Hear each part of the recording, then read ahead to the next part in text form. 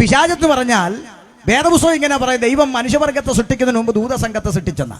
ദൂതസംഘത്തിൽ ഒരുവൻ, അവനാണ് ലൂസിഫർ എന്ന് പറഞ്ഞു. ഇന്നാളൊരു പെങ്കൊച്ച് വന്നിട്ട് പറഞ്ഞു, ലൂസിഫർ എന്ന് ഏത് അധ്യായത്തിലാണ് പാസ്റ്ററെ, ഞാൻ നോക്കിയിട്ട് കണ്ടില്ലെന്ന് പറഞ്ഞു. അപ്പോൾ ലൂസിഫർ എന്ന് ബൈബിളിൽ നോക്കുന്നതിന് മുമ്പ് ഗൂഗിളിൽ കയറി നോക്കിയിട്ട് ലൂസിഫർ മലയാളം മീനിങ് എന്ന് അടിച്ചു കൊടുക്കണം. അപ്പോൾ വരും ശുക്ര നക്ഷത്രം. എന്നിട്ട് ബൈബിൾ തുറന്ന് യെശയ്യാവ് 14:12 നോക്കിയാൽ അവിടെ കിടപ്പുണ്ട്, അരുണോദയ പുത്രനായ ശുക്രമേ എന്ന് അവിടെ കിടപ്പുണ്ട്. അപ്പം വെട്ടേറ്റ് വീണവൻ അവൻ ദൂതൻ. ഈ ദൂതൻ എന്ന് പറയുമ്പോൾ അവനെക്കുറിച്ച് ബൈബിൾ പണ്ഡിതന്മാർ പറയുന്നത്, ബൈബിൾ കോളേജിൽ പഠിച്ചവരൊക്കെ ഉണ്ട്, ഞാൻ പഠിച്ചിട്ടില്ല, അതുകൊണ്ട് ഇവരോട് ചോദിക്കാം. പണ്ഡിതന്മാർ പറയുന്നത് അവൻ പാട്ടു സംഘത്തിൻ്റെ നേതാവായിരുന്നു എന്നൊക്കെ അല്ലേ, അങ്ങനെ പറയാം. ഇപ്പോഴത്തെ കമ്പ്യൂട്ടർ പിള്ളേരുടെ ഭാഷയിൽ പറഞ്ഞാൽ വർഷിപ്പ് ലീഡർ അവനായിരുന്നു.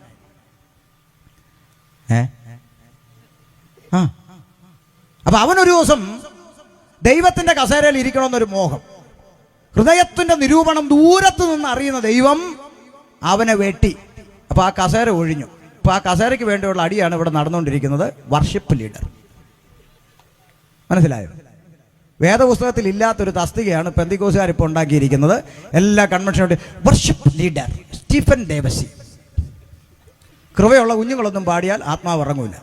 കണ്ടതിനും കേട്ടതിനും പാടി നടക്കുന്ന ആവിയലിനെയൊക്കെ കൊണ്ടുവന്നേച്ച് ഇവനൊക്കെ പാടിയ ഏത് ആത്മാവ് ഇറങ്ങുമെന്നായി പറയുന്നത്? മിണ്ടുന്നില്ലാരും. വർഷിപ്പ് ലീഡർ വേദപുസ്തകത്തിൽ ഇല്ലാത്ത തസ്തികയാ, അവന്റെ സീറ്റാ. എന്നാ മിണ്ടുന്നില്ലല്ലോ?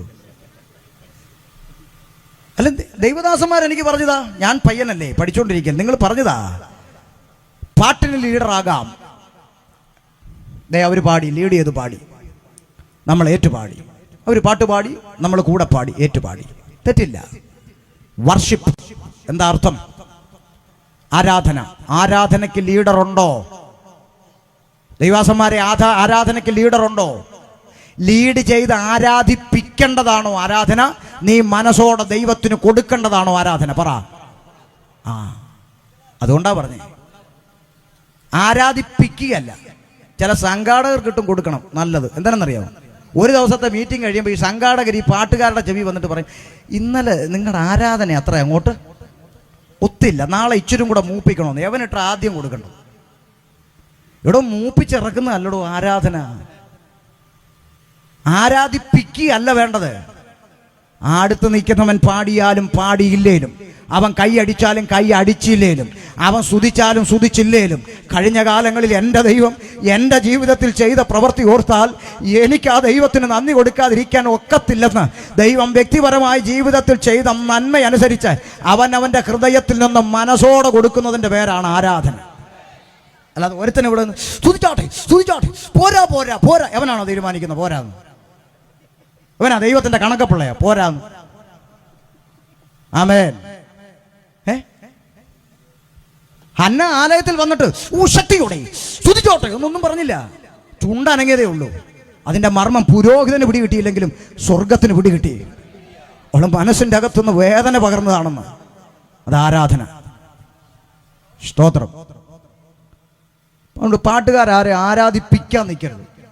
നിങ്ങൾ ആത്മാവിൽ പാടി ആരാധിച്ചോണം. വേണ്ടുന്നവർ ആരാധിക്കട്ടെ, അത്രേ ഉള്ളൂ.